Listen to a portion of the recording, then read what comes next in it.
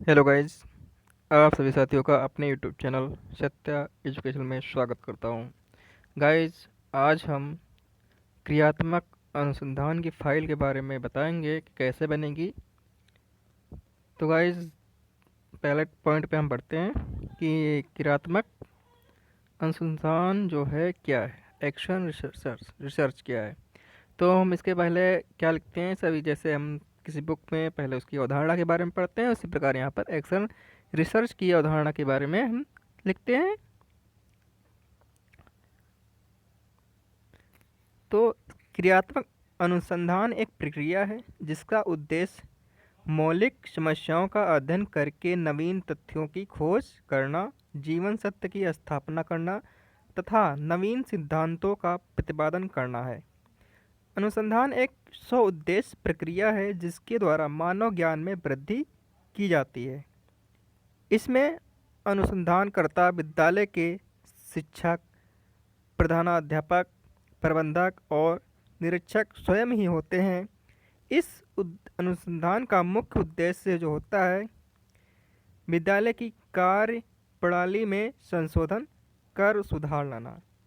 जो भी विद्यालय की कार्य प्रणाली होती है उसमें संशोधन करके उसमें सुधार लाना होता है। जैसे मान लीजिए कोई भी विधि शिक्षण विधियाँ होती हैं या फिर पढ़ाने का तरीका होता है या विद्यार्थियों की कोई समस्या होता है, उनमें उनकी समस्याओं को जानकर उसमें सुधार लाने की आवश्यकता होती है। वो कैसे होती है? क्रियात्मक अनुसंधान के द्वारा पूर्ण हो जाती है। क्रियात्मक अनुसंधान को संपादित करने में शिक्षक, प्रधानाध्यापक, प्रबंधक और निरीक्षक वैज्ञानिक दृष्टिकोण अपनाते हैं। जो क्रियात्मक अनुसंधान को संपादित करते हैं उनमें शिक्षक, प्रधानाध्यापक, प्रबंधक और निरीक्षक आते हैं, जो कि क्रियात्मक अनुसंधान के द्वारा अपने विद्यालय कार्य प्रणाली में क्या करते हैं? सुधार लाते हैं। अब आता है सेकंड पॉइंट, क्रियात्मक अनुसंधान का अर्थ क्या है।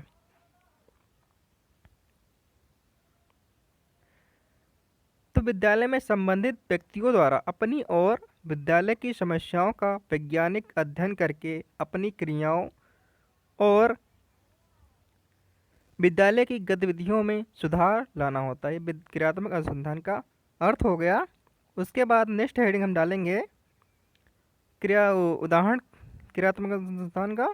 क्रियात्मक अनुसंधान से निरीक्षक अपने प्रशासन में, प्रबंधक विद्यालय की व्यवस्था में, प्रधानाचार्य अपने विद्यालय के संचालन में और शिक्षक अपने शिक्षण कार्य में सुधार लाता है। शिक्षक जो होता है शिक्षण कार्य में कोई उसके जो पढ़ाने का तरीका है, ये शिक्षण विद्या जो होती है उसमें सुधार लाता है।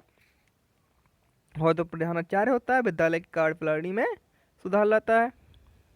अब हेडिंग पड़ेगी क्रियात्मक अनुसंधान की परिभाषाएं कौन कौन सी होती हैं। फर्स्ट पॉइंट है, मुनरो के अनुसार अनुसंधान समस्याओं को सुलझाने की वह विधि है जिसमें सुझावों की पुष्टि तथ्यों द्वारा की जाती है। सेकंड पॉइंट है, स्टीफन एम कोरे के अनुसार शिक्षा में क्रियात्मक अनुसंधान कार्यकर्ताओं द्वारा किया जाने वाला अनुसंधान है ताकि वे अपने कार्यों में सुधार ला सकें। अब नेक्स्ट हेडिंग आपकी पड़ेगी क्रियात्मक अनुसंधान के उद्देश्य, विद्यालय की कार्य प्रणाली में सुधार तथा विकास करना।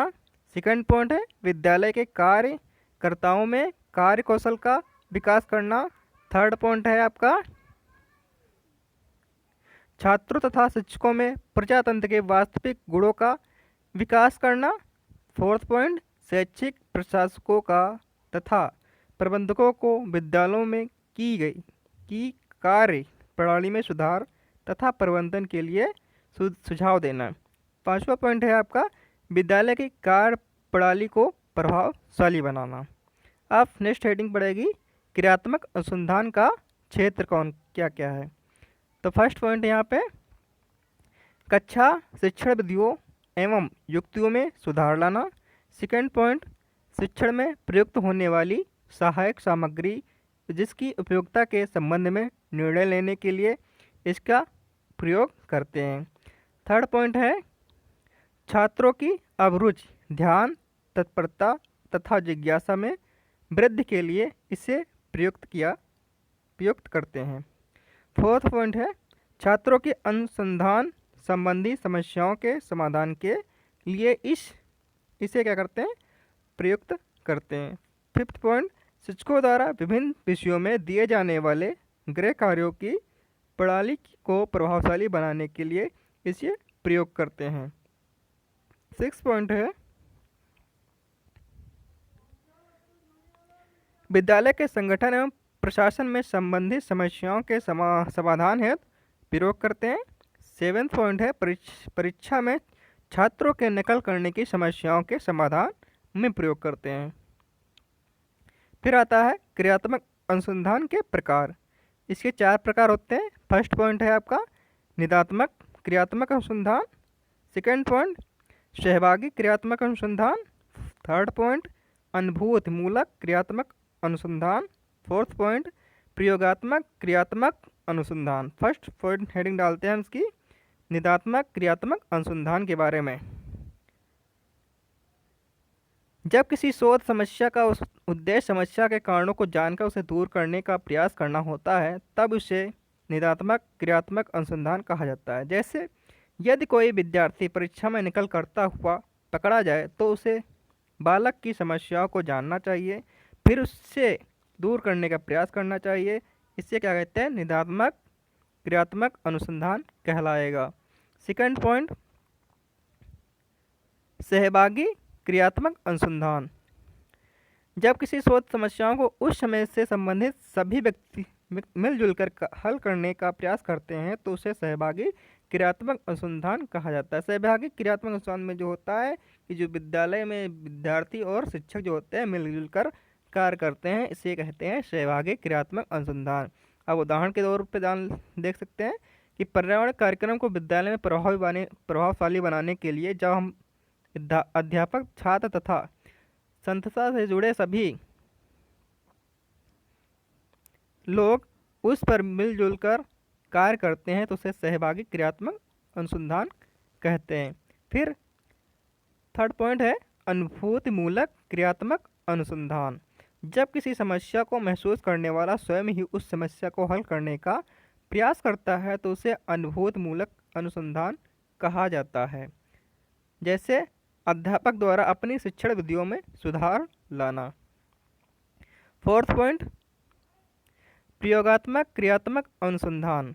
जब किसी अनुसंधान को करने के पश्चात उससे प्राप्त परिणाम के प्रभाव को दूसरों पर देखा जाता है तो उसे प्रयोगात्मक क्रियात्मक अनुसंधान कहा जाता है। जैसे शिक्षण प्रक्रिया में नवाचारों के प्रयोग का प्रभाव छात्रों में देखा जाता है। नवाचार का मतलब होता है नई नई खोज या नई नई साधन जो होते हैं।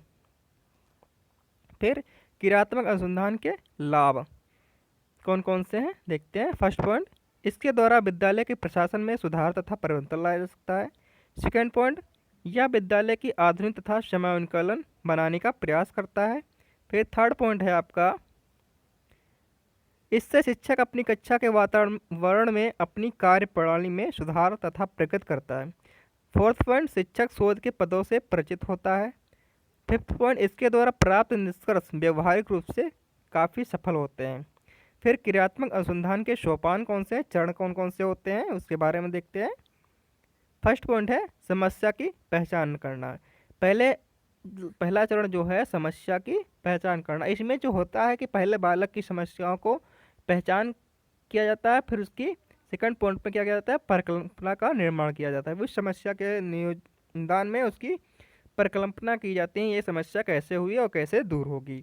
फिर थर्ड पॉइंट है शोध रूपरेखा तैयार करना। फिर उसके दूर करने की शोध कैसे दूर होगा उसकी शोध रूपरेखा तैयार करेंगे। फिर फोर्थ पॉइंट है आंकड़ों का चयन व एकत्रीकरण करना। उस समस्या को दूर करने में कौन कौन से आंकड़े आए, कौन कौन से साधन उपयोग हुए, उन आंकड़ों का चयन करना, फिर उनको एकत्रीकरण करना। फिर फिफ्थ पॉइंट है परिकल्पना व आंकड़ों का परीक्षण करना। जो भी आंकड़े हमें प्राप्त हुए हैं फिर उसका परिकल्पना और आंकड़ों का परीक्षण करके फिर निष्कर्ष निकाला जाता है।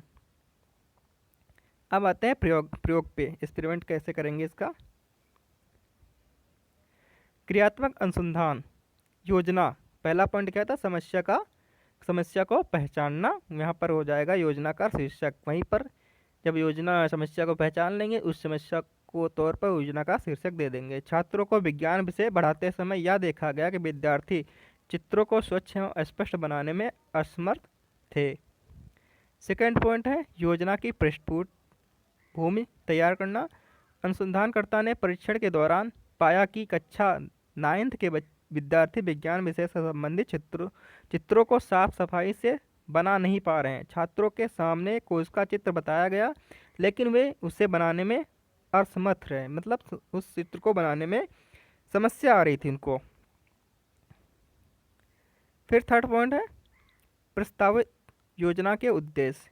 फर्स्ट पॉइंट, छात्रों को पढ़ाने के लिए उपयुक्त शिक्षण युक्त का प्रयोग कर उनके लिए चित्र को समझाने में आसानी प्रदान करना।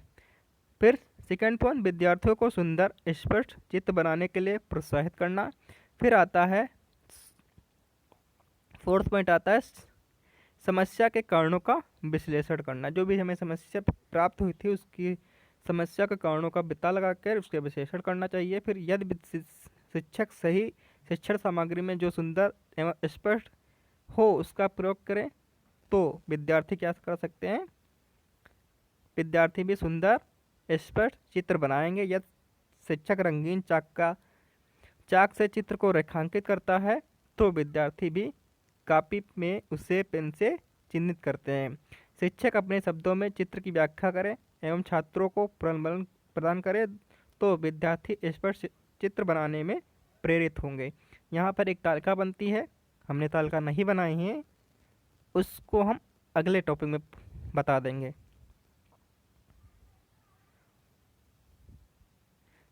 क्रियात्मक परिकल्पना की जांच करना, ये 5वीं हेडिंग है। इसमें हम पहले बनाते हैं छात्र, अध्यापक, क्रिया हो जाती है, विधि हो जाती है, फिर समय हो जाता है। पहला पॉइंट है शिक्षक को आकर्षक सुंदर स्पष्ट शिक्षण सामग्री जैसे चार्ट मॉडल का प्रयोग करना। तो इसमें प्रदर्शन विधि आ जाए कि यहाँ पर समय हो जाएगा 4 सप्ताह, कितना समय लगता है इसको बनाने में।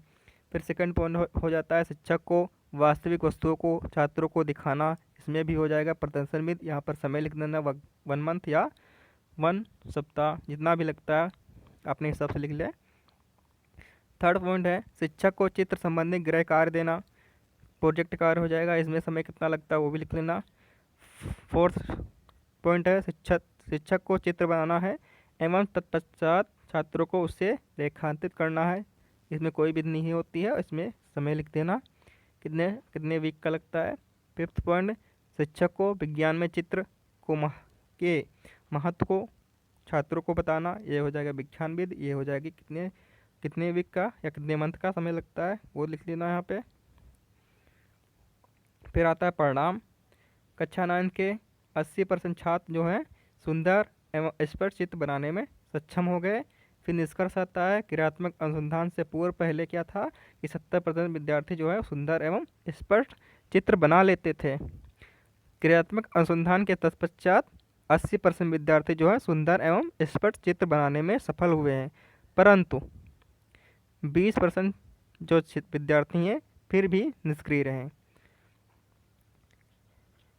आप जैसे हिस्ट्री, ये मैंने साइंस का बताया है, क्रियात्मक अनुसंधान लास्ट के 3 पेज, तो इसी प्रकार आप हिस्ट्री में कोई भी टॉपिक ले लीजिए, कोई भी व्याख्यान या काव्यांश में भाग लेने में असमर्थ रहता है बालक, या हिंदी में लिख लीजिए भाषा वर्तनी में बोलने में समस्या। मैथ में कोई भी ले लीजिए टॉपिक, योग एवं व्याकरण एवं या फिर जोड़ लिए क्या कहते हैं घटाना हो गया, मल्टीप्लिकेशन हो गया या डिवाइडेशन हो गया, किसी भी टॉपिक पे आप लिख सकते हैं। जो नया है वीडियो को सब्सक्राइब कर लें, और जो चैनल को सब्सक्राइब नहीं हो चैनल को सब्सक्राइब कर लें, और जिसको वीडियो अच्छा लगे और चैनल को क्या कहते हैं वीडियो को लाइक और शेयर करना ना भूलें। Thank you.